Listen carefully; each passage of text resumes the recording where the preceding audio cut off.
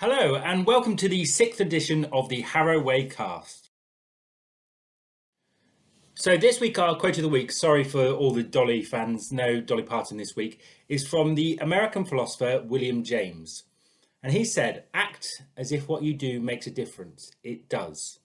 And I think that's a really important one at the moment. It might seem that the things you're doing are very small, very minor, but actually just sticking to the guidelines, sticking to the rules is actually making a huge, huge amount of difference, particularly to our NHS where we don't want to overload it. So act as if what you do makes a difference is a really important theme at the moment.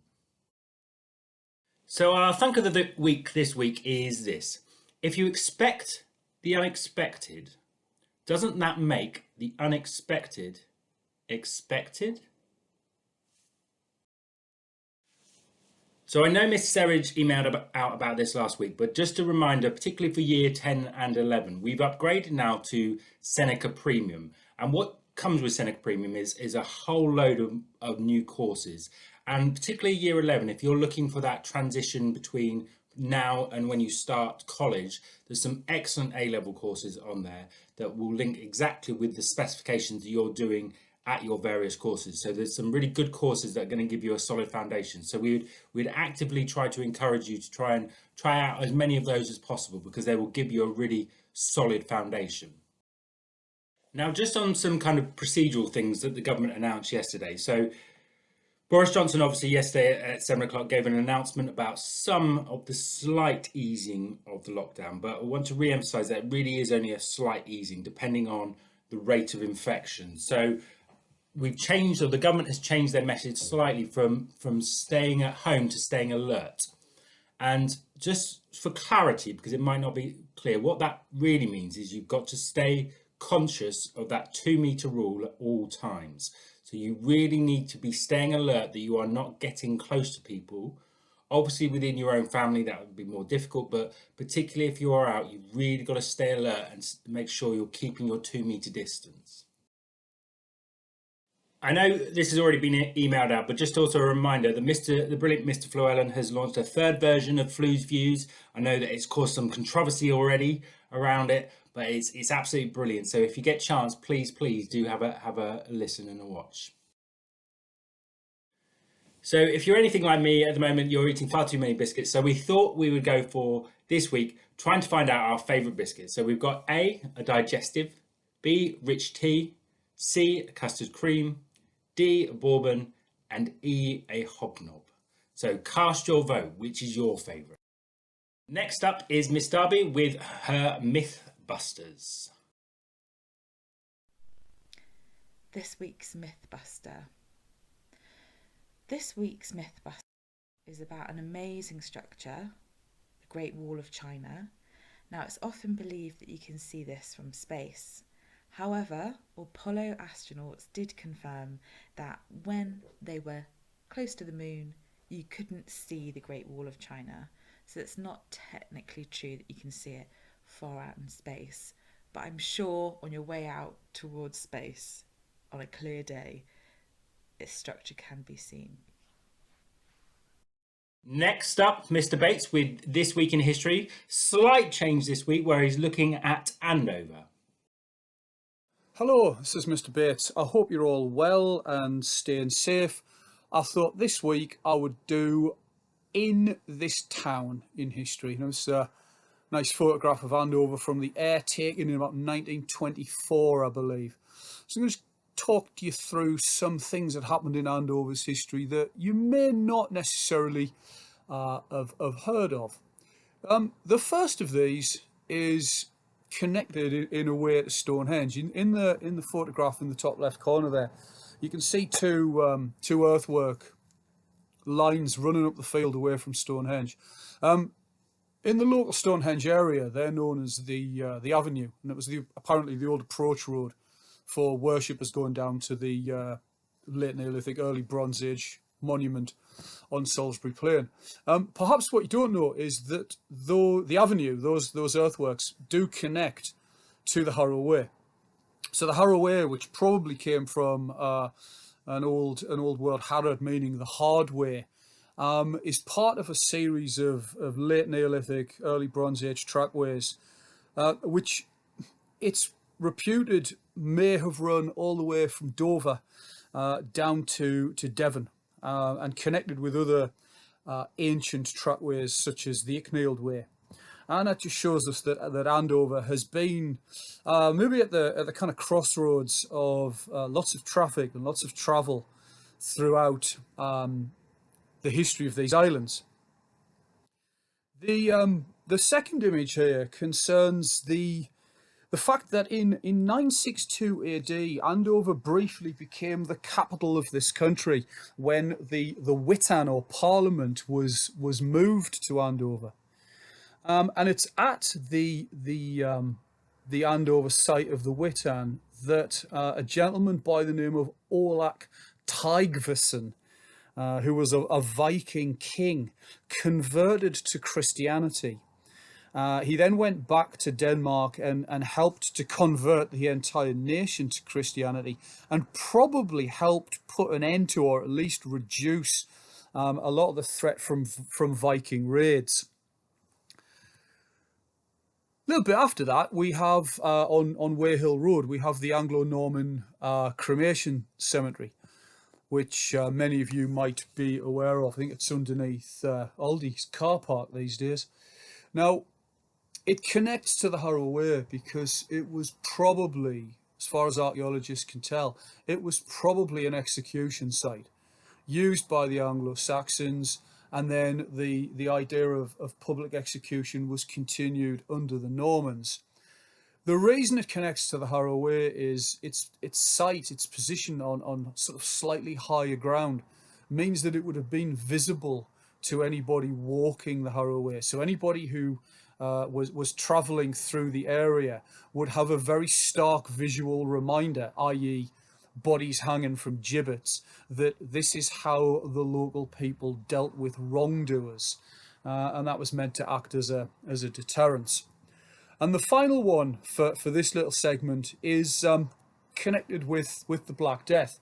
Now, a lot of people know that there was an outbreak of plague in the 14th century, the Great Plague, and that it came back again in 1665 in London, and that was probably the last big outbreak of bubonic plague in England, the 1665 outbreak in London, which a lot of people erroneously think was ended by the Great Fire of London. It wasn't ended by the Great Fire of London.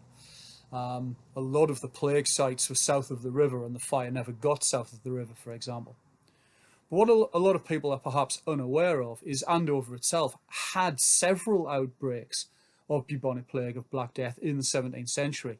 In fact, there were outbreaks in 1603, 1625, and 1639. So dealing with pandemics and outbreaks of disease is not something new. It's something that we've always dealt with. So there's my little wander through some of the early history of Andover. I think maybe next time we'll do some of the more recent stuff, including the great workhouse scandal of the 1830s. Take care. Hope you're all well. Stay safe. Bye-bye. Now, we've said it before, but we will keep saying it. We are so impressed with some of the work that's being produced by you at home. We know it is a difficult time, but actually the quality of some of the work that is being sent to us is absolutely phenomenal. So please keep it up. It's absolutely brilliant. And we've talked before how learning is that process. So the more you can do, the better it will be. So this is Benjamin Monday with his theme park game.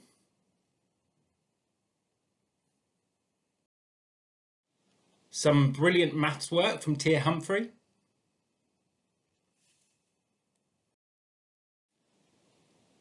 A theme park ticket from Maisie Ruddock. And lastly, some great photography work from Kaylee. So this week, as part of our Senior Prefect Challenge, we have Grace and Izzy with some really good advice in terms of how to keep environmentally friendly at this time. Another way to stay sustainable over lockdown is to start composting. Many of you might already do this, but for those that don't, it's really easy. To make the compost bin, you can use an old wheelie bin or kitchen bin, but if you don't have these, you can make your own out of scrap materials. The attached video could be helpful for this. Once you have your bin, you can start to fill it with organic matter such as fruit and vegetable peelings and grass cuttings. There should also be a link to what you can put in a composter attached. Depending on the size and what you put in it, it could take anywhere between 3 months to a year for your waste to fully decompose. After this has happened, you'll have soil that you can use in your garden or flower pots. Hi everyone, it's Ian Grace here, your environmental prefects. Here are some ways to stay environmentally conscious over lockdown while also staying entertained. On the screen you'll be able to see multiple pictures of eco bricks. Some of you may recognise these from Environmental Afternoon last year. These are an easy way to reduce the amount of single-use plastics we throw into landfill. The bricks are plastic bottles with tiny pieces of cut plastic. As you can see, when the bricks are made correctly, they're strong enough to support buildings. However, before sending the bricks off to be used, selling them, or using them yourself, there are a few requirements the bricks must meet. No glass, metal, or biodegradables. You must use clean and dried materials. And the minimum weight of the bricks can be calculated by timesing the bottle's volume by 0.33. The website link on the screen will further explain these requirements and also give you some ideas on how to make these creative and colourful. As well as the website, I've put a link to a helpful YouTube video on the screen. This will further explain how they're made. We look forward to seeing your creations very soon. Next up is Maddy with her baking corner.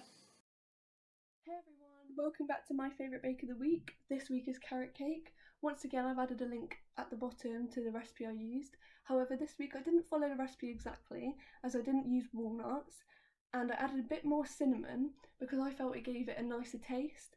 It was really easy to follow, really fun, and I put a picture as to what it came out like, which I feel is quite good. And definitely have a go and see if you can do it. Have fun! Next up is Sophie with some fitness videos and Tarik with his website of the week. Hi guys, welcome back to my top 3 fitness videos. Number 1 is a 10-minute video by MadFit on YouTube, and this is her toned arms. I tried this one earlier in the week and it was really easy to do and fun. Second, we have Joe Wicks' 10-minute abs. He does numerous others in different lengths of times, and this one will really help strengthen your core. Finally, I found this unique cardio video on YouTube called Hip Hop Fit by Pop Sugar Fitness. Dancers will really enjoy this one because it's really fun to do and there are modifications to the video. I tried this one last week and it's safe to say I am not a good dancer. So those are my top 3 fitness videos for lockdown, and I hope you will enjoy trying them out.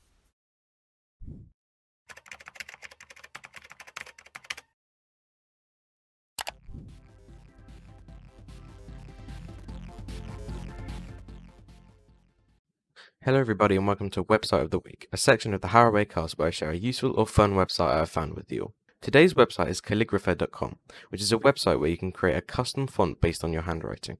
Bear in mind, you do need a printer to do this, but don't worry if you don't have one, as I have a second website to share after. To do this, visit calligrapher.com, create a free account, and follow the steps to create a template to fill out. Here you can choose which language to use and if you want a lot of extra symbols or not. I went with the minimal English template. After this, you print out your template and write each letter in the corresponding box, preferably with a black pen. I used a Sharpie. Once you have filled it all out, scan it using your printer and upload it to the website. Here you can adjust settings like font size and letter width to fine-tune it to your choosing. When you're ready, you can download the font file and install it. From here, you can use it in any application of your choosing. Today's second website is spotalight.com, which is where you can find new songs based upon a song you like already. To do this, visit spotalight.com and enter the song into the box. After a few moments, it will return with a playlist full of songs which you can add to Spotify if you have it, or just search up the names of the songs wherever. That's all for today, and I hope you like these websites.